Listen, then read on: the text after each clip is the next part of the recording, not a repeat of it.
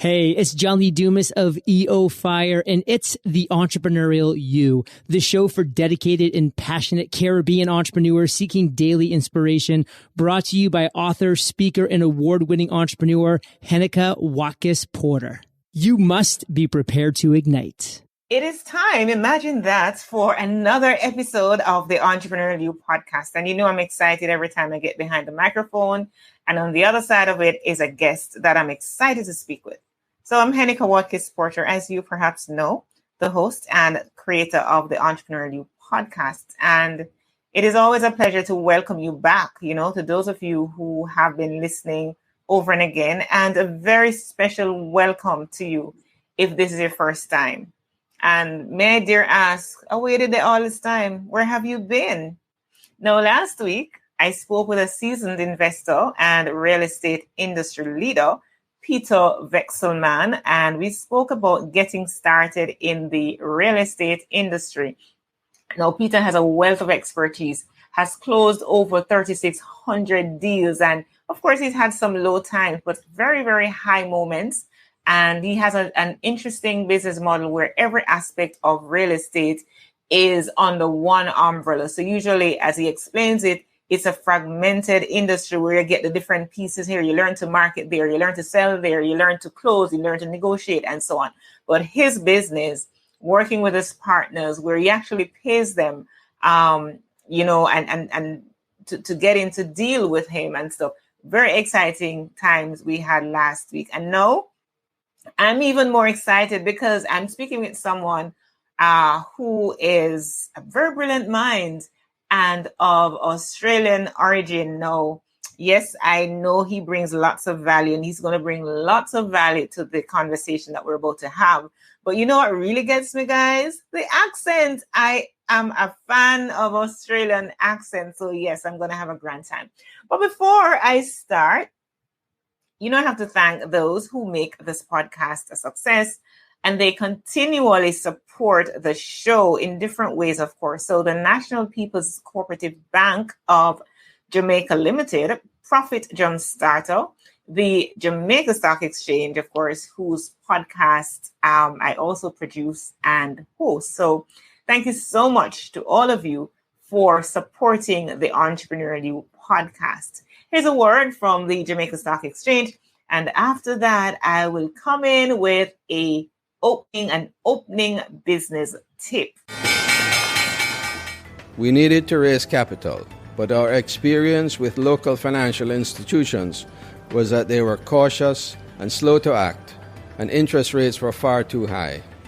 We had real concerns about financing our business through outside equity investors and the possibility of interference. Could we get a fair valuation for our business? We had our own ideas about the business and its value. Should I go the traditional route of bank financing, or should I try the Jamaica Stock Exchange? So we made a call and experienced transformation of our business through conversations. I'm John Mahfood, CEO of Jamaican Teas, and we're listed on the Jamaica Stock Exchange. Give us a call today at 876-967-3271 to begin your transformation through conversation. We want to see your company listed on the Jamaica Stock Exchange. Welcome back, and it's a pleasure to share with you the opening business tip courtesy of the National PC Bank of Jamaica. Investing is necessary for every business. It includes investing in yourself, gaining the knowledge and skills to run your business, investing in your products and services, tools and marketing to maintain and grow your business, investing in stocks to generate extra revenue to grow your business financially, and so much more.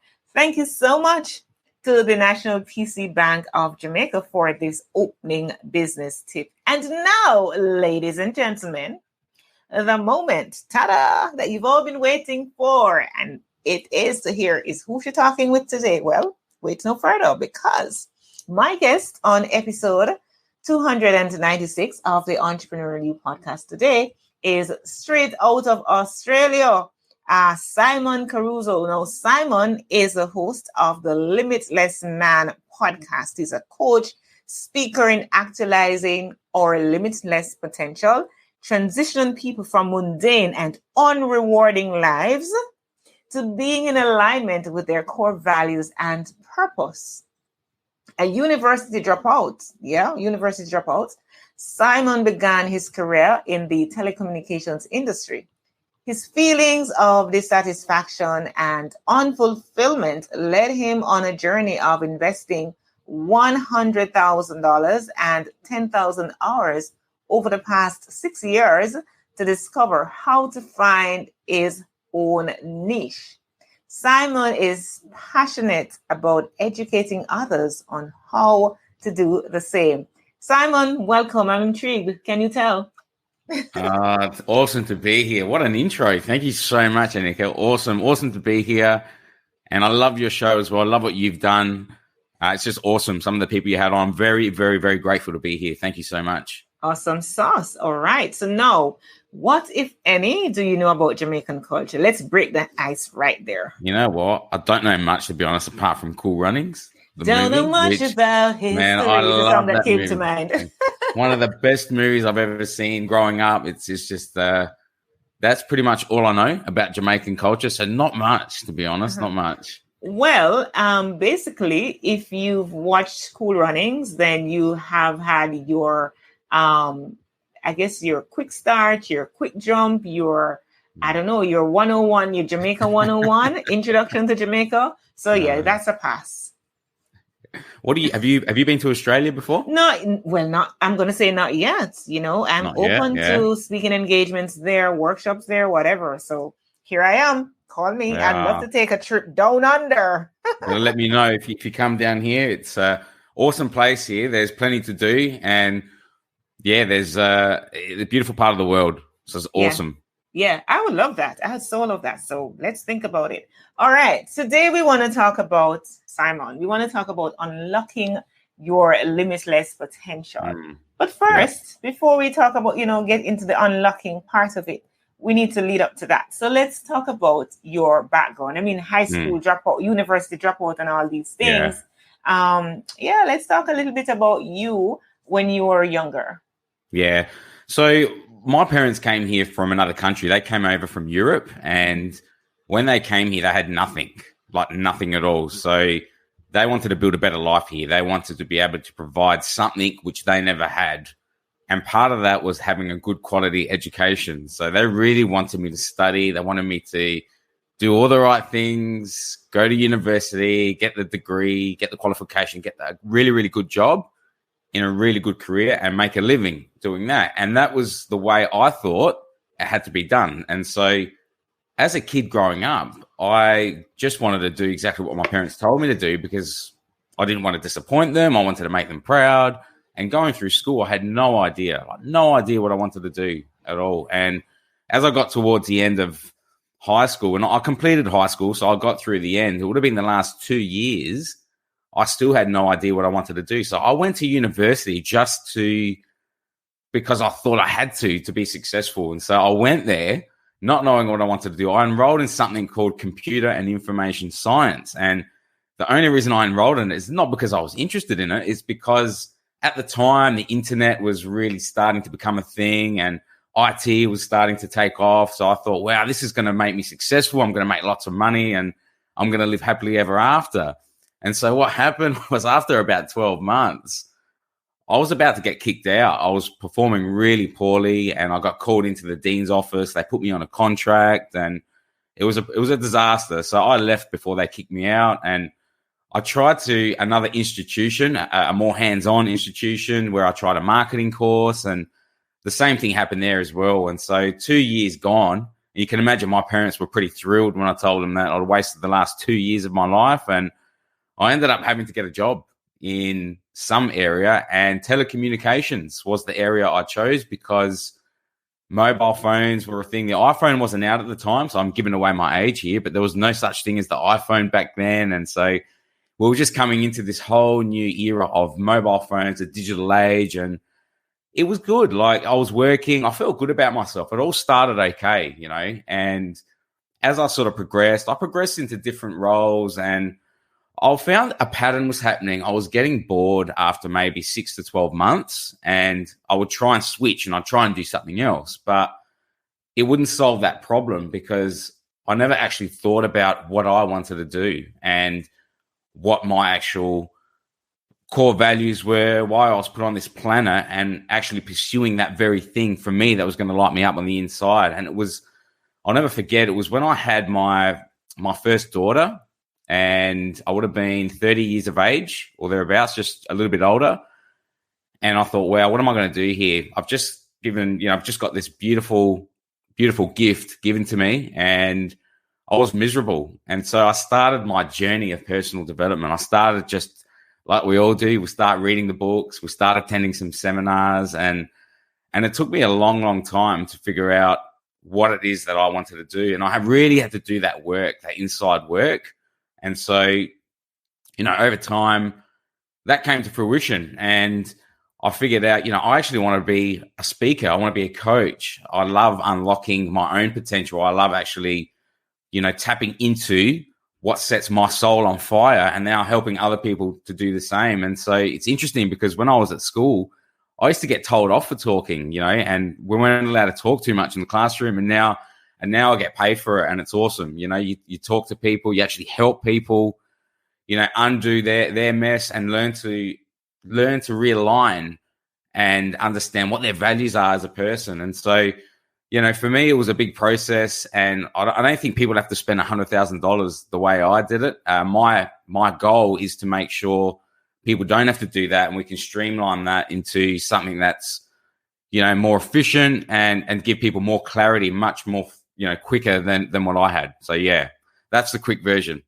All right. So you talked about that insight, you started reading books and stuff and trying to work on yourself, starting to work on yourself. Tell me about that process of that inside job, Yeah. Because you're not used to it. And so you're venturing out into new territory, chartering into new waters. How did that feel? Describe the emotions that came along with it at the time. Well, the thing I felt the most was the fact that I'd been listening to everyone else. So I'd let everyone dictate my own thought process and my own decision-making process. So that was the first realization. And I think this happens because, from birth, really, we're conditioned. And so, our whole belief system is formed from when we're birthed to, say, 8 years of age. And then from there, we're running this program, and we're so conditioned to subordinating and listening to those around us. So that was the first realization, was I want to actually start making decisions for myself here. And that was the first thing.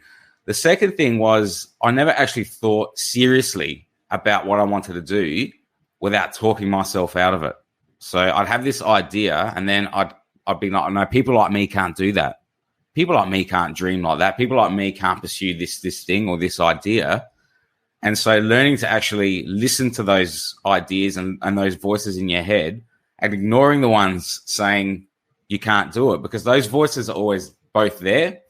And it's just learning to actually pick the one that's going to serve you most, because look, we all have a choice, don't we? We could listen to one voice, or we could listen to the other voice, but it's understanding that they're both there and listening to that one that actually is telling you to go for it, And then the third thing is really understanding your values as a person and what you actually classify as most important to you to least important, and then just living that, regardless of what anyone else around you thinks. If you're not hurting anyone else, why not pursue that thing? Yeah. Why not give yourself permission just to have a go and try, So, yeah.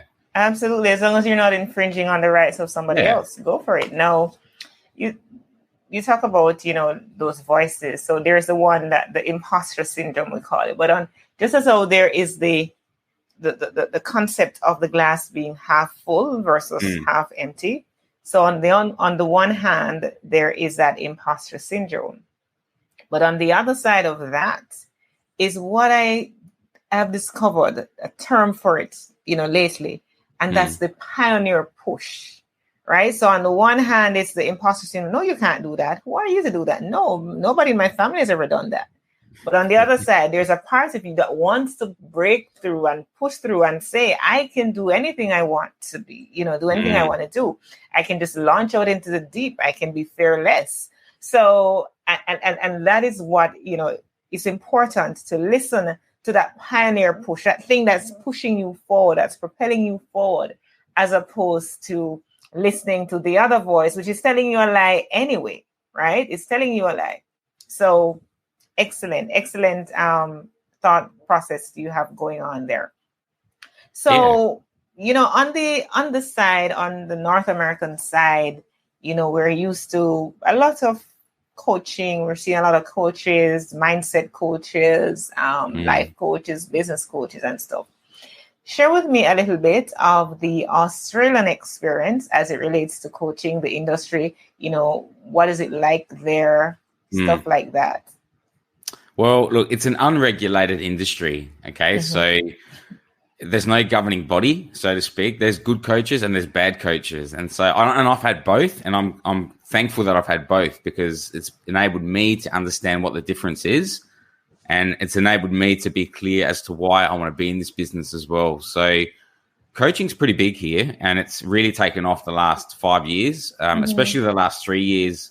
During COVID, and now people starting a business from home. It's very easy to do from home and set up with very, very little overhead. So, I can understand why people want to get into it, but it's pretty big here. It's a massive industry, and it's very dynamic. It's very vast. It's people from all different, walks of life coming in to actually, give their experience and their understandings, their teachings. I mean, over there in Jamaica, what's your take on it? Like, do you guys is there a board over there? Is it regulated at all? No, here coaching, coaching overall, the industry is fairly regulated. Pretty much everyone gets up tomorrow and they're a coach. And the truth is, I always say to persons that where you are now, you may not be the best of coaches ever. But here's the thing. I believe that where you are, in whatever stage of life you are somewhere ahead of somebody else. Yeah. And so you can still offer that value. And I encourage people to offer that value. Where I have a problem is when you make a promise and you don't and can't deliver on that promise. No, it makes it bad for all of us, because everybody labeled the code, she's a code. You get labeled as ineffective, unprofessional, all of these things. So as long as you can package your experience, package your know-how, your skills, and you think you have value to add to others, because you would be somewhere further than somebody else. So you can target that person or that group of persons. Similarly, there are others that are way ahead of you. Now, every coach needs a coach, so see coaching as well. So it's all about that. It's everywhere. It's pretty unregulated. There is good in that, and there is bad, right? So the barriers to entry pretty low or non-existent. And so in order to stand out, you must make sure that what you say you're going to do, you honor that, and you can honor it, right? So that's very key for us. And to continuously improve on our crafts, get certified, get the requisite training, do more of what you love, put yourself out there more. So yes. Yeah, that's right. And so similar experience here, Heneka. It's just it's highly unregulated, and like I said, I've learned from some good coaches, I've learned from some bad ones, so I'm very grateful for the experience. But it's an awesome industry. When you find your thing and when you're in alignment with what you're doing and you're helping people, and it's just, to me, there's no better feeling than that, so it's just awesome. And then the podcast, obviously, as well, it's just great to have conversations like this and to really connect with people all around the world. So it's an amazing industry. It really is. Yeah, I love that. I love that we're doing this right now, talking about, unlocking potential and addressing things of the mind. And your when at the time we're recording this, it's minutes to 4 a.m. In Australia, it's almost minutes to 1 p.m. in Jamaica. And I don't know how many hours ahead it could be. I think it's the following day. So whatever. I don't want to get confused into calculating, right? Yeah. I passed math in CHC. Carbon Examination Council, but that's okay. My brain gets lazy when it comes on to calculation. But nonetheless, let's continue. I'm going to ask us to go on a little break right now as I just highlight a podcast review that I got from one of my listeners. And then we're going to come back and delve straight into unlocking that limitless potential. This podcast review comes from the username Debs MC out of the United States of America. And it says, this is an interesting and informative podcast. I will definitely be taking action. Well, thank you so much, Debs MC out of the US. It is always a pleasure for me to know that others are listening. You know, I'm not talking to myself or just having a conversation with my guests, but there's actually somebody on the other side that is listening, and that's you. You gave me space in your ear. I appreciate you. I value you. You know, I thank you. And not only that, you've gone a step further and you have taken the time to write a review. And I don't take that lightly. I so appreciate it. So thank you very much. And I just pray that you will share with a friend and with another friend, you know. And I always say, if you've written a review and you want me to shout you out right here on the show, then send me an email at henekawatkisporter@gmail.com. Or you can even visit my website, henekawatkisporter.com. And you see the WhatsApp icon right there on the homepage. Just send me a message. It comes directly to my phone, not an assistant. I get it directly and I respond to you. So thank you very much. I appreciate you. All right. Let's continue this interesting conversation with Simon Caruso, straight out of Australia, down under. Yes, Simon, let's continue. Right. Let's talk about now unlocking the limitless potential. I mean, it's do we really, all of us really have limitless potential? Do we really? We all have it. We all have it. And so we might not think we have it, but we do. And it's our job. We owe it to ourselves to actually think about what we want to do and know, because we already know. Like we hear the voices in us. We feel the voices, I should say. That's probably a better term. We've got intuition. It's about tapping into that. And really, there's a few things to this, you know, and it took me a little while to put this together. But there's 6 things that I found that really are going to move us towards actualizing. We're first realizing and then actualizing that, you know, and bringing that to the surface and bringing it to life. And so, do you want me to get into that? Or go right ahead. Be my guest. All right, cool. Literally and figuratively. Okay. So, the first one's belief. We spoke about this before, okay? Anyone that's listening, question why you believe what you believe, because that's what I had to do. And as we mentioned before, it's a belief is really just a program that you've been inherently given since birth, from parents, from people around you, the radio, television, whatnot. Now, some of these were passed down from our parents, and so they might not necessarily serve us at all. So just because you believe something, it's important to question why you believe it. And if you start questioning it, you can start to change it. Obviously, we can start to move away from something that's no good to something that's actually going to serve us. The second thing is our identity as well. And we sort of touched on this before, but you know, how many times do we have an idea and we talk ourselves out of it? Because I'm not the sort of person that can do that, you know? So start looking at people that you admire, that you'd like to emulate. You love their traits, because if you're admiring those traits are already within you.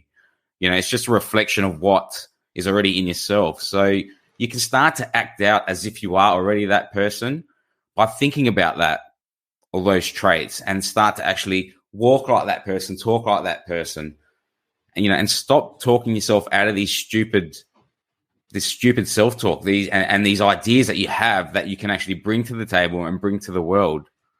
The next thing is proximity. And okay, this is huge. Okay, your circle of people.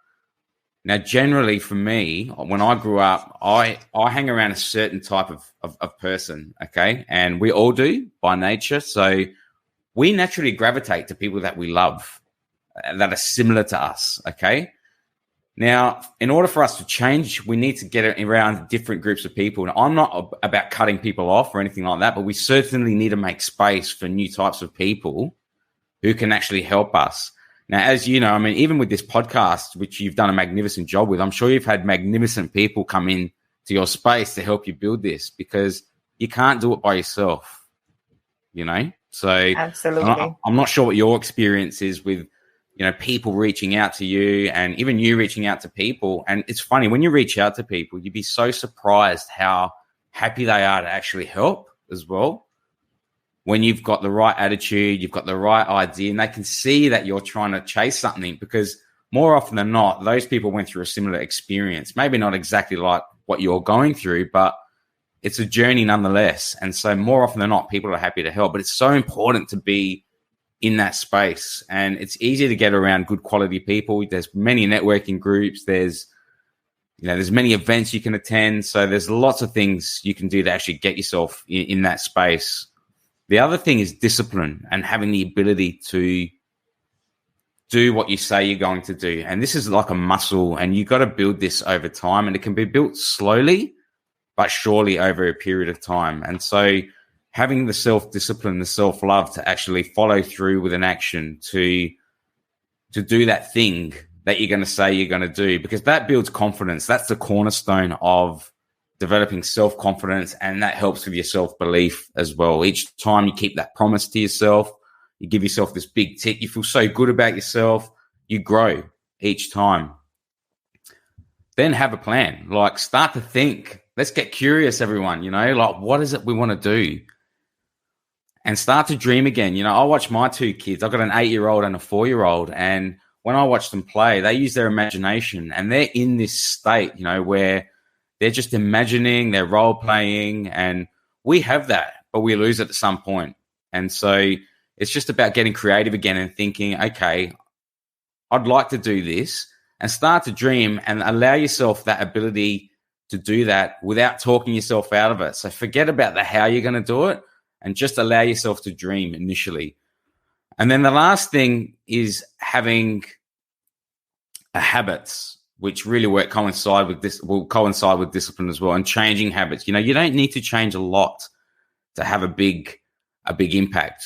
You know, I use the analogy of an aeroplane. You know, when we're flying in the sky, the plane is constantly making 1 or 2 degree adjustments, and that's all that's required. It's just constant adjustments. It's constant reviewing, and that 1 or 2 degrees has a massive, massive impact on the final destination. You know, so it doesn't take a lot. You don't have to change the world overnight, but small daily changes make the world a difference.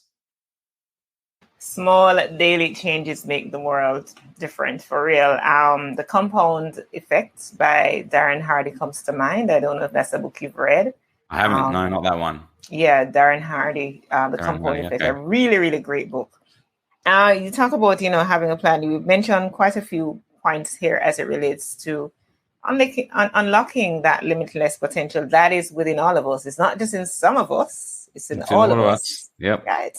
And as we let our own light shine, our presence automatically liberates others. And that's a quote from Marianne Williamson's poem, Return to Love, what that talks about our deepest fear, you know. Our deepest fear is not that we're inadequate. Our deepest fear is that we're powerful beyond measure, right? Yeah. Lovely, lovely poem. But as he talked to about having a plan, forgetting the how and just dream big, what comes to mind for me is Richard Branson when he says all the time, screw it, just do it, you know? Yeah. Yeah. Just do it. Like Nike, just do it. A lot of times I know that I've committed to doing things, and it was after I've said the yes, I ask myself, oh my gosh, what did I just do? What did I just say? Right? So you say yes, and then you figure it out later, right? So it's important to have that plan. And a very big one for me, from what you've said, Simon, is the discipline, right? Each time you've done something, like you're building that muscle, because many of us, I think naturally, we're so indisciplined. We lack focus. We lack discipline. We just want to get by, right? But the thing is, once we've implemented strategies and put the tools in place and systems in place, like, you know, getting a coach to hold us accountable, using journals, using whatever it is, calling people for advice and stuff. Once we've aligned ourselves to those tools and resources, and we little by little You know, that 5-second rule, according to Mel Robbins, she talks about that 5-second rule where when I don't know if you've listened to it, but in that 5 seconds, she used to procrastinate a whole lot. And then one day it just dawned on her, if she makes a decision, the smallest thing within that first 5 seconds of thinking about it, then it becomes easier, because your brain, I mean, the further you are, the longer you take to make a decision between ideation and that decision point, is the more likely it is that you will not make a decision. So make that quickly and be disciplined at it. Yes, at times we fall off. And we don't beat ourselves up. We pick up again and we move forward. That's what we do. But interesting insights here. And I mean, I'm sure there are so many more that you could share. Yeah. But we cap it off here. I think these are great points on which we can end. Now, I'd love to hear, your final thoughts as you wrap up, just the human potential. What are we capable of as human beings that we are not going into, we're not stepping into, because perhaps we're fearful? Yeah. So we're beings, okay? I believe that we're spiritual beings having a human experience. That's my belief. Now, I'm not really religious. Absolutely, mine too. Okay? We agree right here. I don't know how you feel about that. So I'm not necessarily religious, but I do believe in a higher power. And the science is pretty clear now. The quantum physics and the quantum fields, we're proving all this now. This is real stuff. This is not woohoo stuff. So, get on board with actually understanding that first and foremost, and that your brain, your thoughts are just signals. You're sending a signal out every time you have a thought. And so being conscious of that will give you the ability to then regulate your thoughts as well. And you said something before, Heneka, in regards to, that feeling when you're trying something new and then you have this, oh my gosh, can I actually do this? And we all have that as well. Every single person I speak to has it. And one thing that I wish I did a little bit earlier in my life as well was change my relationship with the word failure as well, because the word fail, again, has a very, very bad connotation to it. So I challenge everyone listening to this to challenge the way they define what failure is. Because to me, what used to be defined as something bad, something you wanted to avoid, is something, in fact, that is part of a process. Failure is good and it's part of the deal. If you try something, you're going to make mistakes. You're going to suck. I mean, the first podcast I did, I remember, it was terrible. Like, it was bad. Like, I was so scared to start it. And, one of my coaches said, Simon, just start, don't worry about it. Stick a pin. How many episodes in are you now? I'm only 40, to be honest. So I'm still a baby compared to you. That's good. I mean, hello, 40 weeks. Yeah. That's 40 different. Yeah. Come on. That's very good. So I mean, it's just part of the deal. I don't know how you define failure, Heneka, and how you've been able to sort of push through and just accept it. Yeah. It's interesting that you describe it as your relationship to failure, because we've been from very young age, I know in this part of the world that, oh my gosh, failure is something you want to avoid. You don't do something because you're going to fail at it. We've not been encouraged growing up, certainly not me. We've not been encouraged to try new things, because guess what? We don't want to fail. If you do it, you might fail. And then they don't tell you that if you do, you might succeed. Or they tell you if you do it, you might fail. And so you constantly look at failure as a bad thing. But for me, having been an entrepreneur for so many years and experience what many would have considered quote unquote failures, for me, failure is a good thing. It is proof. It is social proof that I did something. I tried something that did not work. And so what it is now, I have the experience to know that, okay, if I do it this way, it may not work, but try it this way, right? When we look at Thomas Edison with the light bulb, right? Yeah. He didn't fail those 999 times. What he did, he learned 999 ways of how not to do the light bulb. You know what I mean? And so that's exactly how I see failure. It's part of why I charge a particular rate, because I had to learn, right? It's not necessarily by a degree, or yes, there's degree as well, but it's not only that. It's being the University of Life has taught me this thing. So it is part of my track record. It's part of my experience. And you get to get my experience so you don't experience the same failure, quote unquote failure, or ways that you should not do something. So for me, I don't have a problem failing at all. I don't fear failure. I move, I jump. Yeah.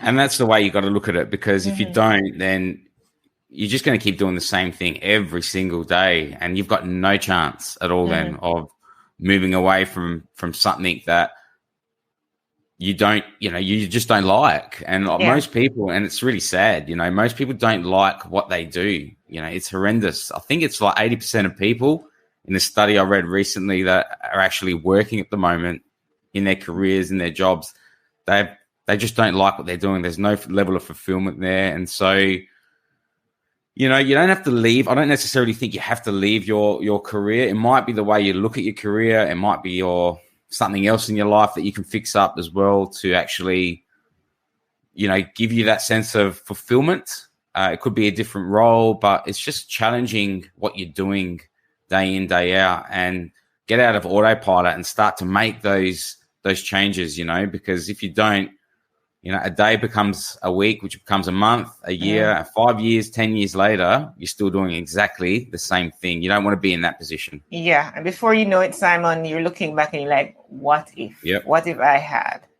That is what pushed me. That's what pushed me into entrepreneurship, because I said to myself, I didn't want to look 10 years from now. I look back and I ask myself, what if I had done this? I rather fail forward, I rather just go the experience and say, oh, this didn't work out. So it gave me enough fodder to try something else and be successful at it as well. So yeah, totally with you there. Refreshing, inspiring, insightful. Thank you, Simon Caruso. No, you're welcome. Thank you. How might my community get in touch with you? Look, they can get in touch with me on social media. So I'm on Facebook, I'm on LinkedIn. I'll obviously give you all the links as well. So yeah, look, all the social media platforms.